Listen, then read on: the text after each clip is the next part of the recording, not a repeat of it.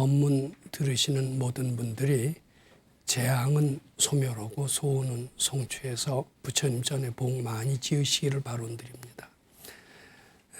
오늘 말씀드릴 내용은 여기 칠판에 쓴 것처럼 내 속에 재앙을 소멸하게 하는 위대한 부처님의 힘이 있다라는 그런 내용을 말씀드리도록 하겠습니다.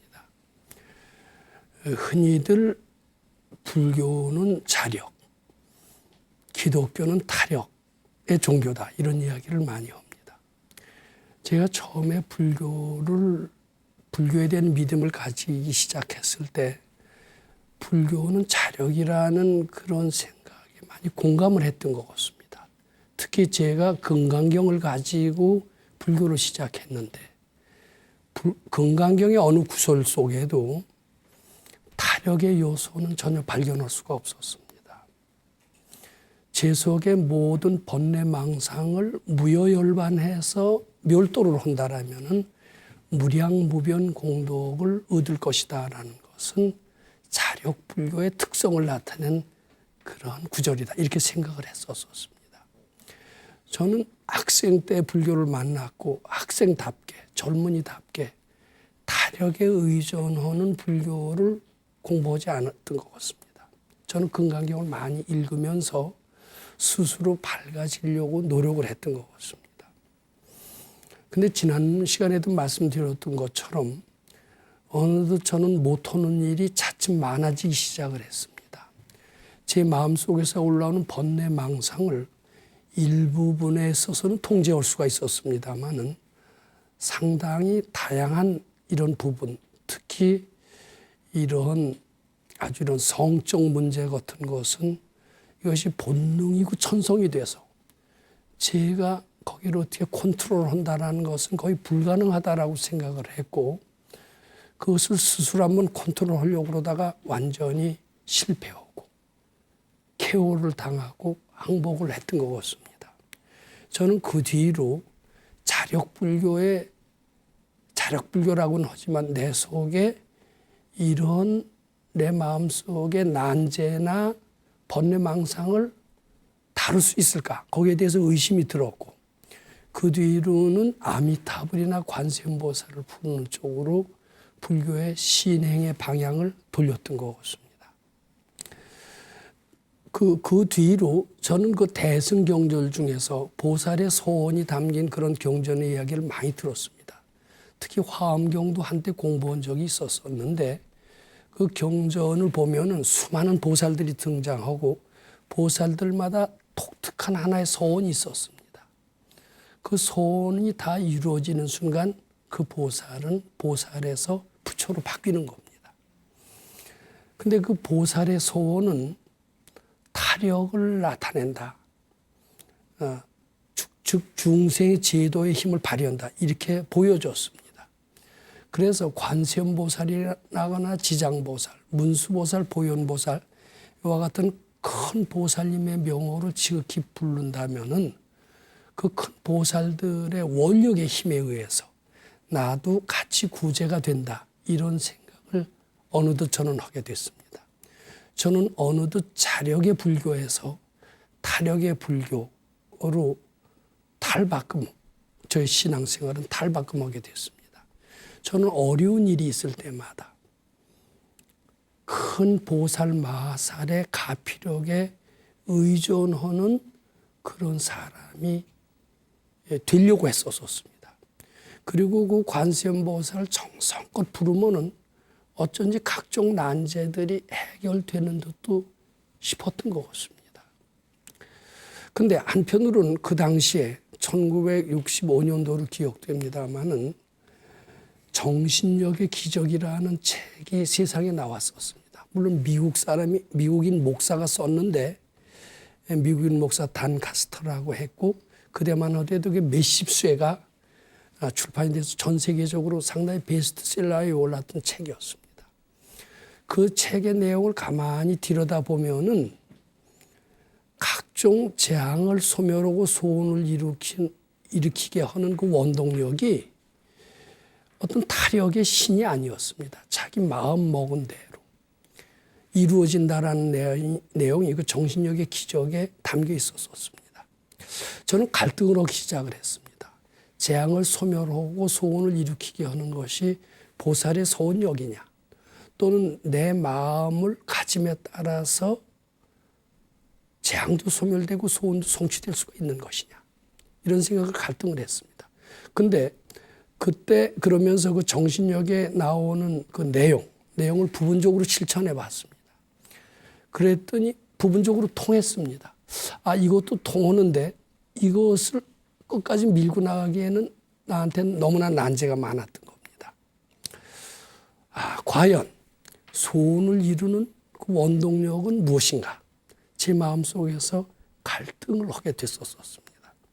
저 그러다가 이렇게 도인 밑으로 출가를 하게 되면서 이제 확실하게 제 마음속에서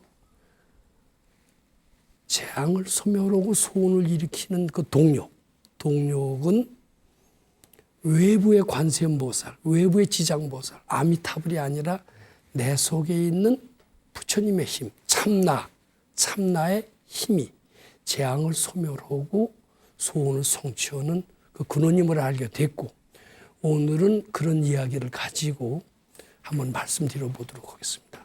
그 얘기를 잘 듣고 내 속에 부처님을 찾아서 각종 난제를 풀고 재앙을 소멸하고 소원을 이룩해서 행복한 삶을 사는 것은 매우 필요하다라고 이렇게 생각을 합니다.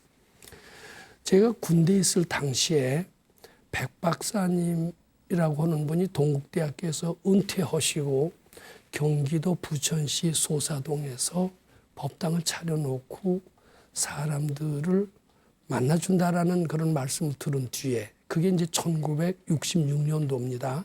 제가 4월에 백 박사님을 찾아뵌 적이 있었습니다. 근데 참 말씀 들은 첫 번부터 매우 시원한 것이 그분 가르침의 특징이었습니다.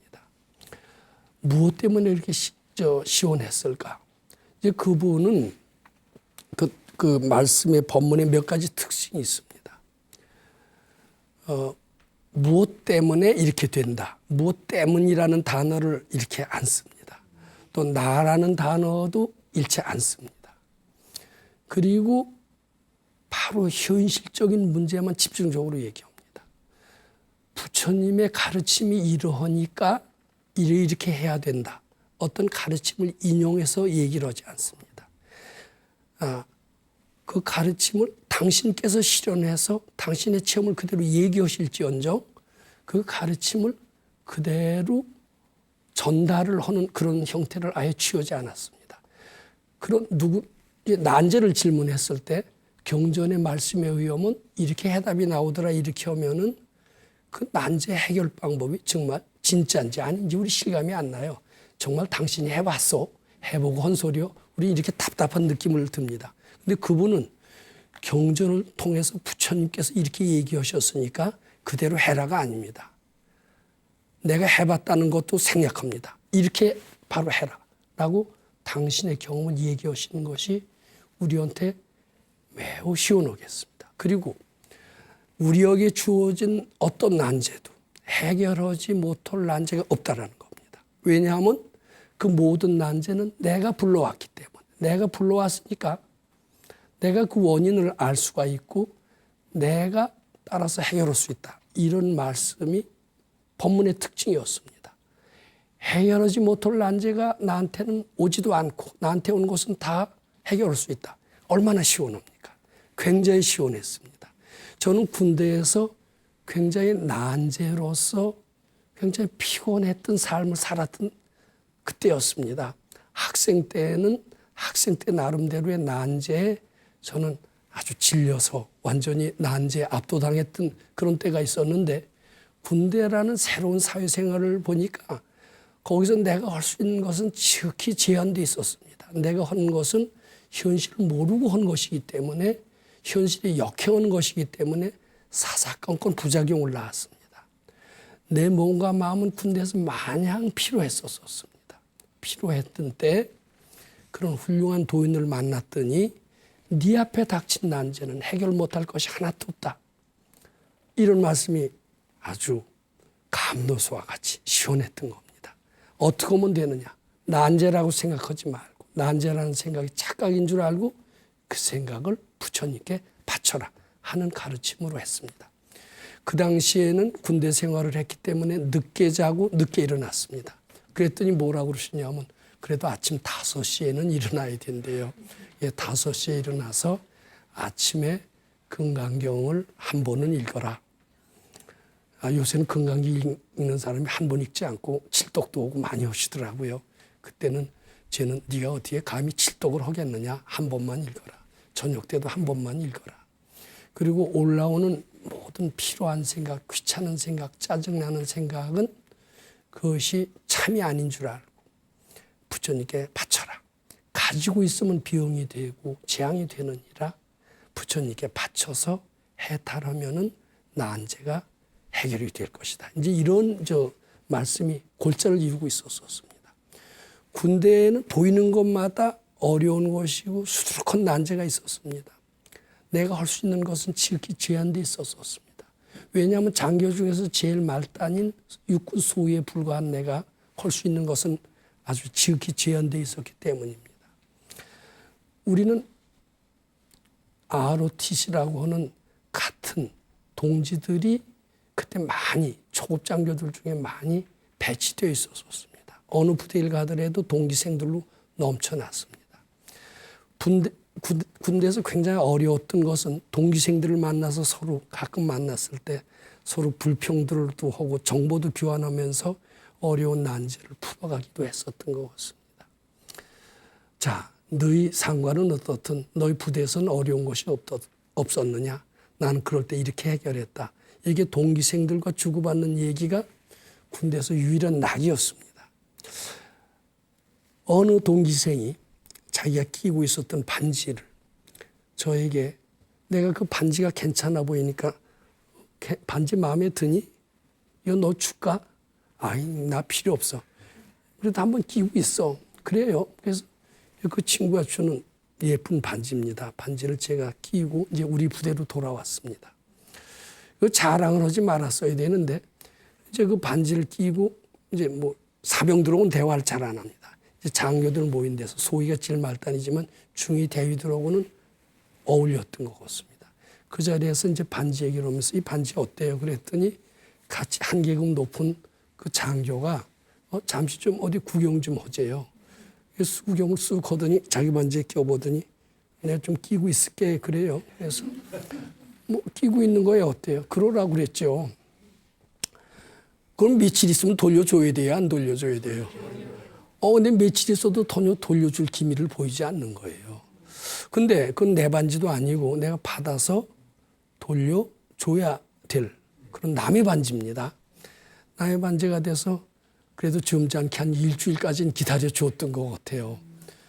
근데 전혀 돌려줄 것 같지 않아서 드디어 좀 조심조심했죠. 왜냐하면 계급이 하나 높으니까 군대에서는 한 계급 높아도 무섭습니다. 그래서 돌려달라고 그랬더니 또 싱글싱글 웃으면서 안 돌려줘요. 좀 화라도 내면 싸움이라도 올 텐데 웃으면서 피해가는 거예요. 더 달라고 할 마음이 안 나오더라고요. 달라고 한다고 줄 것 같지도 않아요. 그럼 어떻게 해야 됩니까?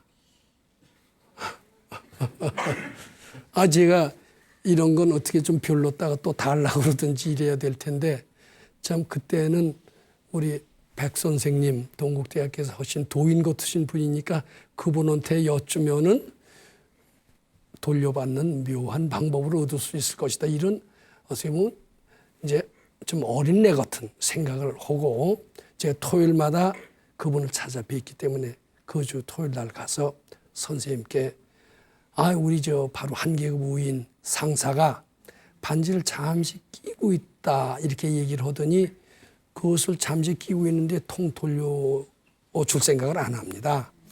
근데 그걸 돌려달라고 해야 되겠죠. 이게 돌려달라고 하는 게 세상식의 상식 아닙니까? 그리고 안 돌려주면 싸우든가 싸워서 뺐든가 안 되면 어때요? 내용 증명 보내죠. 그리고 소송으로 들어가고 이렇습니다.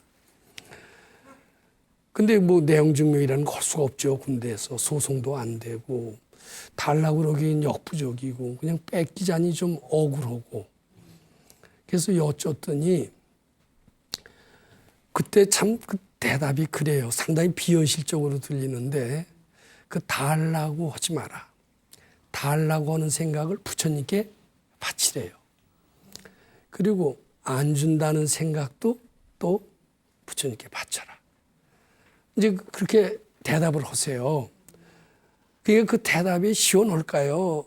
네, 여기 뭐 잘 안 찰까요? 네, 표준에 안 차죠. 아, 그러면 그렇게 하면 안 준다는 생각을 바치면 그게 가져옵니까? 이렇게 여쭐 수밖에 없죠. 근데 이제 그게 제가 이렇게 질문한 것은 이 마음의 힘이 얼마나 크다는 것을 몰랐을 때입니다. 내 무심의 힘, 즉 마음의 힘 중에서도 마음을 비웠을 때 그 비운 마음이 얼마나 큰 위력을 발휘했는가. 무심이라는 것은 내 속에 있는 부처님의 힘이나 똑같습니다. 무심의 힘이라는 것은. 근데 무심이 된다는 것은 아주 쉬운 일이 아닙니다. 수도를 많이 한 사람은 쉽게 무심의 경지에 들어갈 수 있지만은 수도를 해본 경험이 없는 사람은 무심의 경지에 들어가려고 해도요, 못 들어가요, 도저히. 하는 방법도 모르고 이게 잘 안 됩니다. 근데 만일 용케 무심의 경지에만 들어가면 그것은 부처님의 능력이 내 몸에 임하신 것이나 마찬가지입니다. 그것은 불가능이 없다. 이렇게 되는 겁니다. 근데 그때는 그것을 알 턱이 없는 내가 그 생각을, 그이가 안 돌려준다는 그런 생각, 그이는 무도한 사람이다. 깍쟁이다. 그러니까 내 반지를 안 돌려줄 것이다. 이런 불안한 생각을 바쳤을 때 과연 그 반지를 돌려주겠습니까? 이런 질문을 하게 된 겁니다. 근데 도인은 무심의 힘을 잘 아시기 때문에 네가 그이가 반지를 안 돌려준 생각이 네 마음속에서 사라지기만 한다라면은 그이는 정신없이 그 반지를 가지고 너한테 달려올 것이다. 이렇게 얘기를 하세요. 그러니 그 말씀을 믿을 수밖에 없었죠. 이제 그 뒤로는 이제 달라고 안 하는 겁니다. 달라고 하고 싶은 생각이 자꾸 나죠. 나지만 그 생각을 자꾸 바쳐요. 자꾸 바쳐도 안 주니까 또 왜 안 주나 하는 생각도 어떻게 해야 돼요?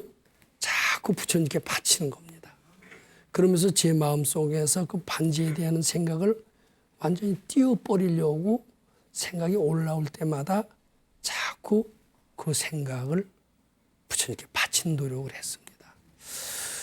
이게 어느 정도 바치다 보니까 반지를 달라고 하는 생각도 이제 잘 안 나요. 자, 그럼 그때 무슨 생각이 냉큼 올라오냐면, 이제 반지 달래는 생각도 없어졌는데, 내 마음이 어느 정도 무심이 됐는데, 무심이 되면 선생님께서는 뭐라고 그랬어요? 정신없이 가져온다고 그랬는데, 정신없이 가져오지도 않는 거예요. 야, 이거 선생님 말씀이 틀렸나? 이렇게 또 의심을 하게 됩니다. 근데 이게 제가 신심이 좀 부족한 것 같아요. 신심이 있는 사람은요, 절대 의심하지 않습니다. 의심하는 순간 굉장히 뒤떨어져요.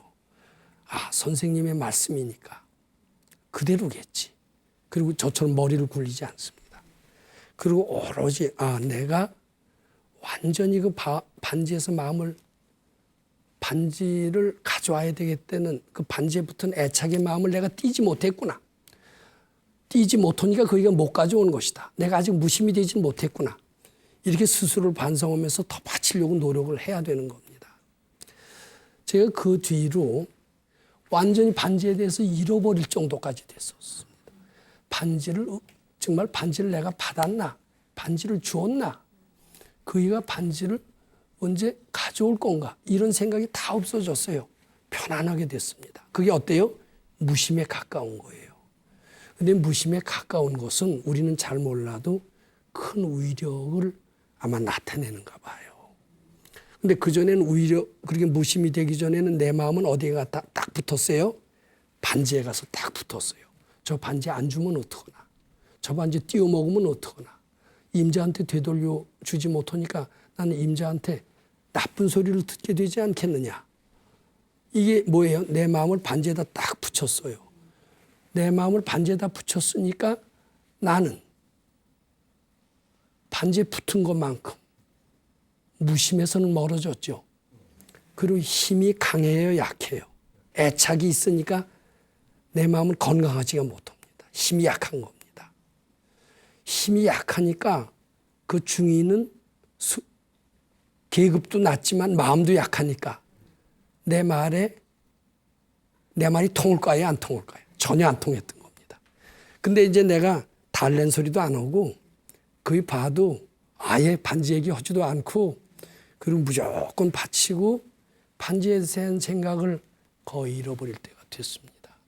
되니까 어느 날 싱긋 웃으면서 싹 반지를 가져오더라고요. 굉장히 생각보다 길었습니다만은 생각보다 긴 것은 바로 내가 제대로 바치지 못했기 때문이라는 것을 알았고 제가 머리 굴리지 않고 일심으로 바쳤다면 훨씬 더 빠른 시일 내에 가져올 수 있었다라는 것을 알게 됐습니다. 저는 여기에서 어떻게 해서 반지를 가져왔느냐 이 원리를 잠시 설명드리고자 합니다. 내가 반지에 대한 애착이 있는 한 저 반지는 잃어버리면 안 된다. 저 반지는 남한테 가서도 안 된다. 임자한테 돌려줘야 된다. 이게 반지에 대한 애착심입니다. 내 마음을 거기다 딱 붙여놓고 있는 한은 내 마음은 반지에 매여 있고 근심 걱정이 떠날 날이 없습니다. 근심 걱정이 떠난 날이 없다는 것은 우리는 잘 몰라요. 근심 걱정 속에 쌓인 마음은 얼마나 건강한 마음인지 불건강한 마음인지 모릅니다. 근데 발근이가 볼 때는 이렇게 봐요. 제가 반지에다 마음을 붙여놨기 때문에 못 받는구나. 저 마음만 띄기만 하면 마음이 씩씩하고 건강해져서 씩씩하고 건강한 마음이 바로 반지를 불러오는 위대한 능력이 있는데 내 속에 참나는 전지전능한 부처님과 똑같은 위력이 있는데 왜 그 위력을 발휘해서 반지를 찾을 그런 생각을 못하고 반지 잃어버릴까 봐 반지에다가 마음을 쫙 붙여놓고 전전긍긍하고 있을까. 발근이는 그렇게 보고 안타까워했었을 것 같아요. 뒤늦게 보니까. 근데 뒤늦게라도 제가 부지런히 받쳐서 반지를 받나 안 받나 하니까 그게 되돌아왔던 것 같습니다. 이제는 불교는 내 속에 위대한 부처님의 힘으로써 이루지 못한 일도 없겠구나. 이런 느낌이 하나하나 들기 시작을 했습니다. 그때는 우리 금강경 가르침을 처음으로 응용한 저 신례가 되겠습니다. 또 하나의 신례를 말씀드리면은 이 금강경 가르침으로써 재앙도 소멸하고 소원도 성취가 되고 참 좋네. 내 마음속에 부처님의 위력을 마냥 활용해보자.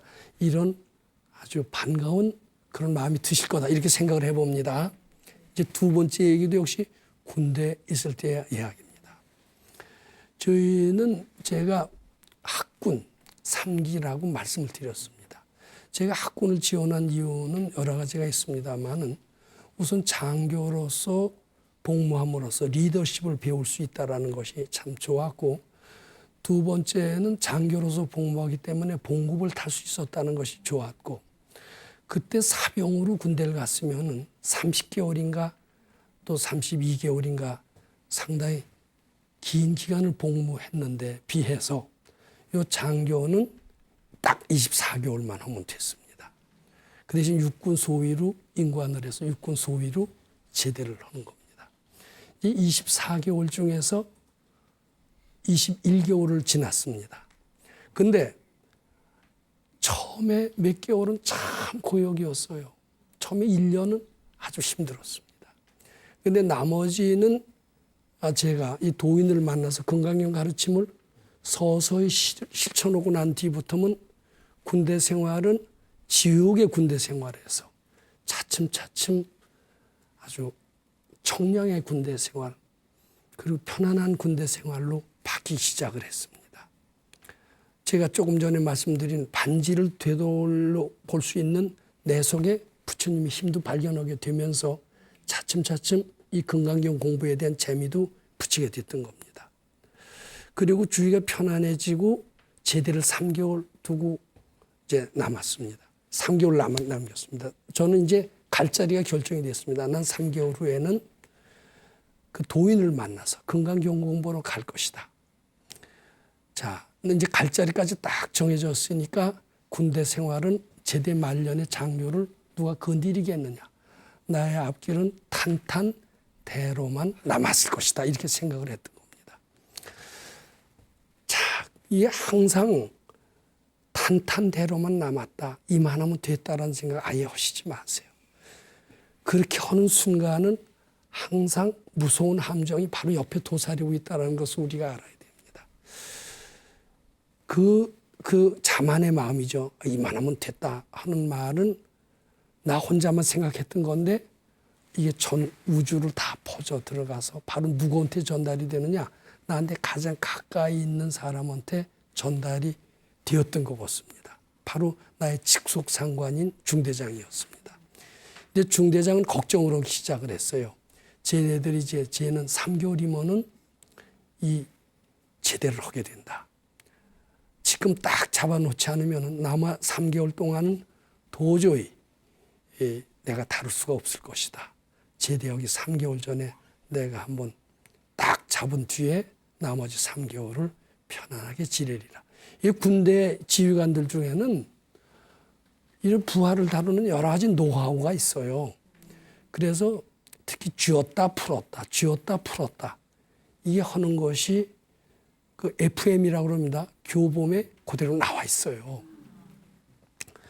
그러니까 나 같은 사람도 비록 별 말썽은 없었지만 제대를 상겨놓고 3개월 남겨놨으니까 마냥 풀었다가는 상당히 아마 힘들다라고 생각을 아마 한 것 같아요. 그래서 좀 하루 이틀 호되게 좀 들들 볶고 기선을 딱 지어보고 난 뒤에 나머지 3개월은 편안히 자기가 마음대로 할 수 있겠다. 뭐 이런 생각을 했나 봐요. 갑자기 느닷없이 딱 부르더니 내일 주번사관 교대를 소위 임관, 초창기, 신입장교 때처럼 똑같이 하시오. 이제 그게 뭐냐면 이제 바로 중대장이지만은 이제 군대에서 오래 하면은 소위나 대위나 비슷비슷해집니다.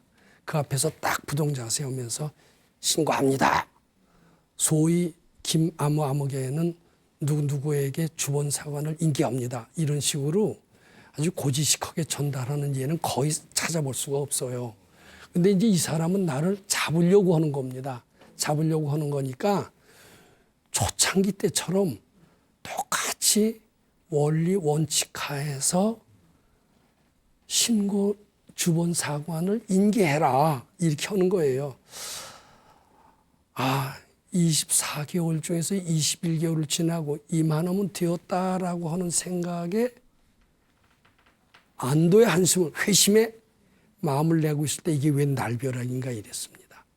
근데 이제 요것을 잘 봐주기 바랍니다. 여기 이제 가정을 가지신 분도 있고 그렇지 않은 분들도 있겠지만 가정이라는 데가 어떤 데냐면 서로 업보끼리 만나는 데입니다. 서로 도와주고 따뜻하고 일체 나쁜 생각을 안 하는 사람들이 모인 집단 같죠? 안 그렇던데요. 부부간에도 서로 기회를 호시탐탐 노리면서 기산을 제압하려고 그러는 것 같고요. 심지어는 부자지간도 그러는 것 같고요. 형제지간도 그러는 것 같아요. 동물 세계는 더 말할 것도 없습니다. 그러니까 이게 서로 친한 사람의 모임, 즉 업보들의 모임이라고 불교에서는 얘기하는데 업보들의 모임은 항상 기선을 제압하는 이런 특성이 있는 것 같습니다. 그런 것들이 역사적으로는 역적 모의로 나타납니다. 노조 투쟁으로 나타납니다. 데모해서 반란으로 나타납니다. 직장에서 상사와 부하 간의 갈등으로 나타납니다. 서로 기선을 제압하려고 하는 뜻입니다. 그러니까 기선을 딱 제압하려고 하는 거예요. 그러니까 내가 이만하면 되었다라는 생각은 가장 빠른 속도로 나의 업보인 중대장한테 전달이 됩니다. 근데 여기에서도 이만하면 되었다라고 그러면 누가 제일 먼저 하느냐면 남자라면 부인이 제일 먼저 합니다. 부인이라면 남자가 제일 먼저 알아요. 목소리만 들어도 알아요. 눈빛만 봐도 압니다. 업보는 호시탐탐 기회를 노리고 있다가 기선을 제압하려고 하는 것이 특징이다 이렇게 봐야 됩니다. 이제 그네들도 서로 잘 닦으면은 기선을 잡아서 지배하려는 마음을 버리죠. 근데 그이는 그렇게 신고하라고 하는데 아주 속에서 역겨운 마음이 탁 들었습니다. 그때 신고를 했었다면은 그 며칠 뒤는 더 가속해서 초급장교처럼 더 들들 볶았을 겁니다. 그때 티나 지금 티나 언젠간 저는 한번 이 사람하고 일전을 해야 될 판인지도 모릅니다. 그때가 마침 토요일이었습니다. 장교들은 결근을 가끔 합니다. 아프면. 왜냐하면 직업군인은 사병하고 틀리기 때문에 사병이 하루 무단 결근을 하면 탈령으로 해서 그것은 범죄가 됩니다만 장교는 하루쯤 빠질 수도 있어요. 저는 곧잘 빠진 적이 있었습니다. 근데 너무 바로 초급 장교처럼 그렇게 시키기 때문에 너무 불쾌하고 역겨워서 견딜 수가 없었던 거예요. 그래서 그 분노를 참을 수가 없어서 아니 이렇게 대접하는 게 어디 있느냐. 내가 이 사람 하는데 얼마나 협조를 해줬는데 막판에 제대 말년에 초급 장교한테도 그런 걸 잘 안 시키는데 그렇게 시키다니 말이 되느냐. 이래 갖고서는 어디로 갔느냐 하면은 바로 그때 제대하고 나서 수도를 하겠다 이렇게 제가 정했고 수도의 선생님 바로 동국대학교 종전 백 박사님을 제가 찾아서 소사로 갔었습니다. 근데 소사로 가기 전에 바로 밑에 내가 데리고 있던 그 부하를 만났습니다. 그 부하는 날더러 부관이라고 부르는 겁니다. 부관님, 걱정입니다. 왜 걱정이냐 그랬더니 부관님이 출근하지 않은 사실을 중대장님이 아신 뒤에 중대장님의 노여움은 하늘을 찌르듯 무서웠습니다. 전 중대원을 집합시키고 난 뒤에 아주 비장의 연설을 하시는 것이었습니다.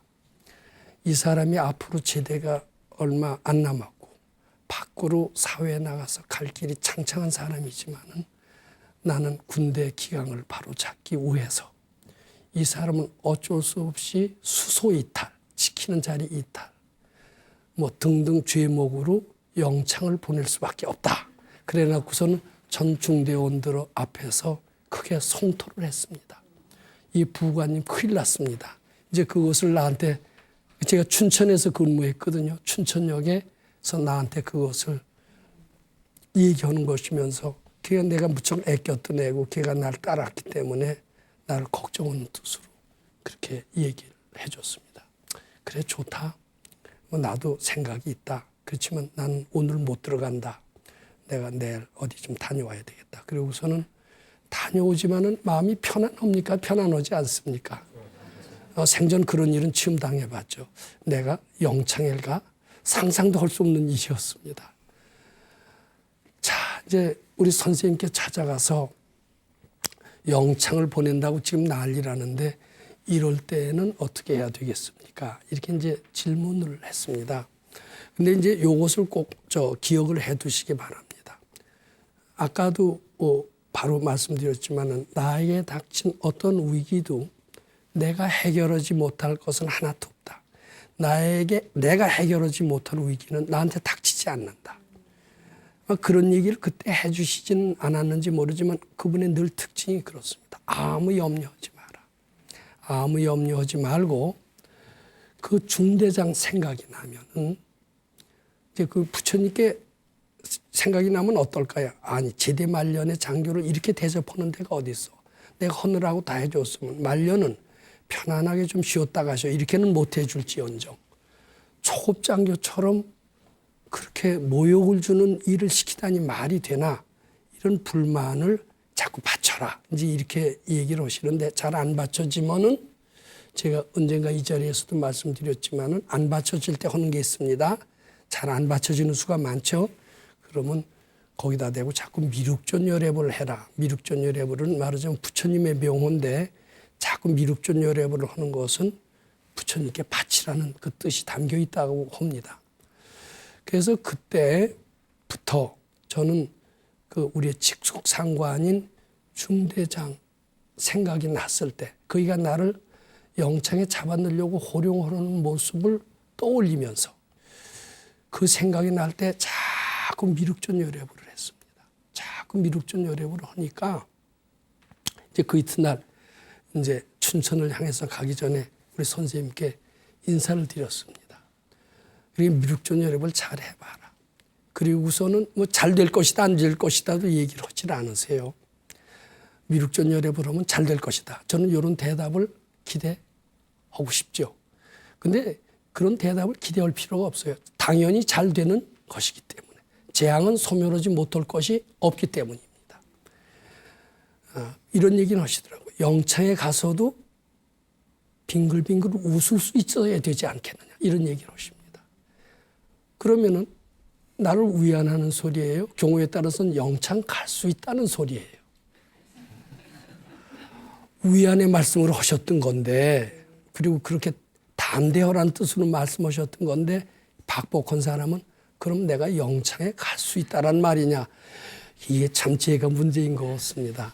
이제 얼른 생각을 돌려서 선생님께서 나를 위로해 주시는 그런 말씀이다. 자신을 가지라고 하시는 말씀이다.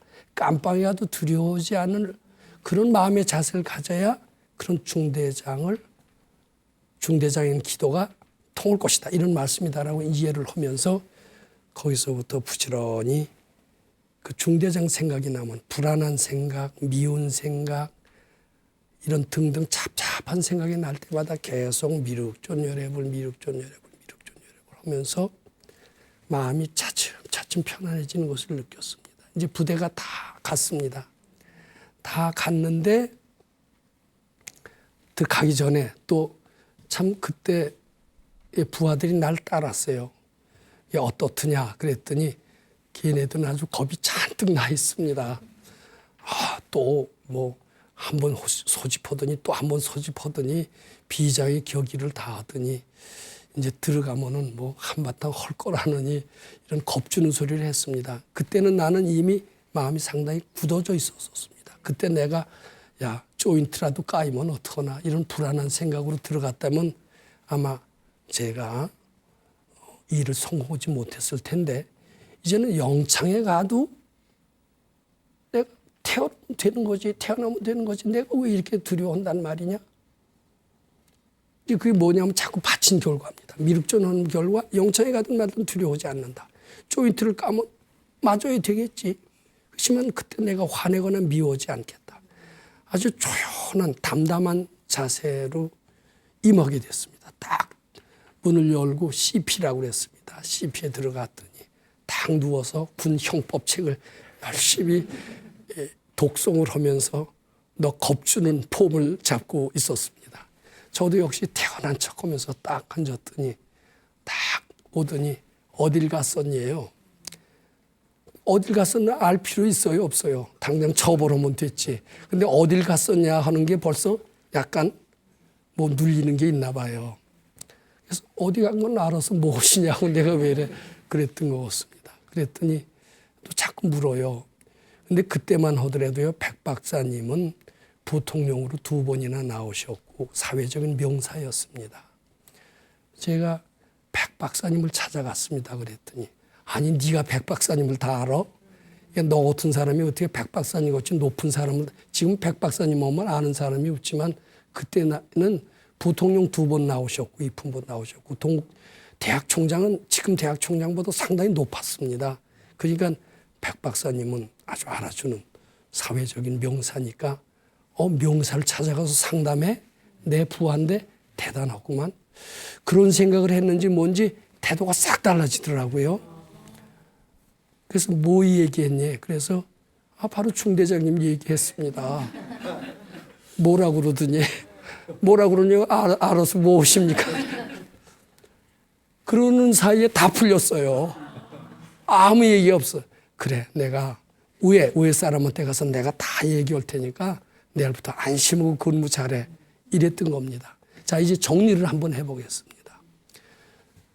왜 중대장이 나한테 그렇게 초급장교처럼 불쾌한 명령을 내렸을까?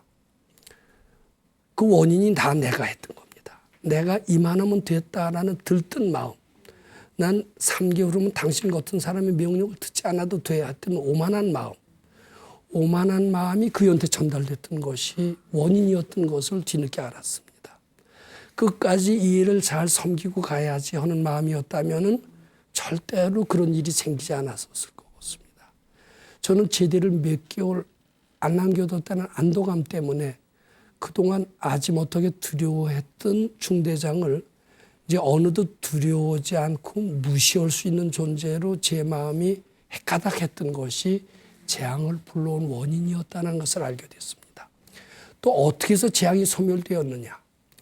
내가 선지식이 시키는 대로 이만하면 되었다라고 하면서 이제는 저희의 그늘에 벗어나서 자유롭게 되겠다라고 하면서 군대만 벗어나면 그 업보도 벗어날 것이다라고 하는 잘못된 생각을 부처님께 바칠 수 있었던 것이, 그리고 참회를 했던 것이, 참회를 해서 그 미안한 마음을 소멸했던 것이 그 재앙의 그늘에서 벗어나게 한 것이다, 이렇게 알게 했고, 재앙의 그늘을 벗어나게 한 것은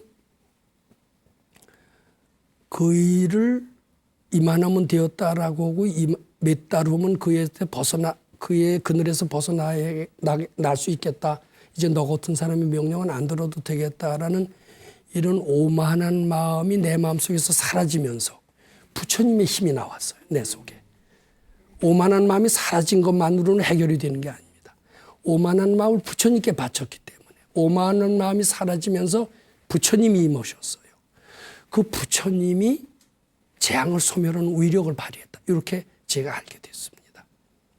그 뒤로는 각종 어려운 일이 있을 때 그 생각을 부처님께 바치고 잘 안 바쳐지면 미륵전열애을 해서 어렵다는 생각을 소멸시키는데 힘써 해왔습니다.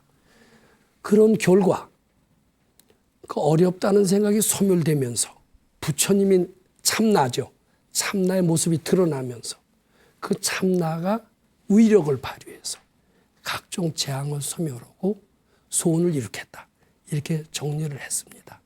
제 얘기 속에서 좋은 점을 잘 들으셔서 실천하셔서 행복한 삶을 살게 되시길 바랍니다.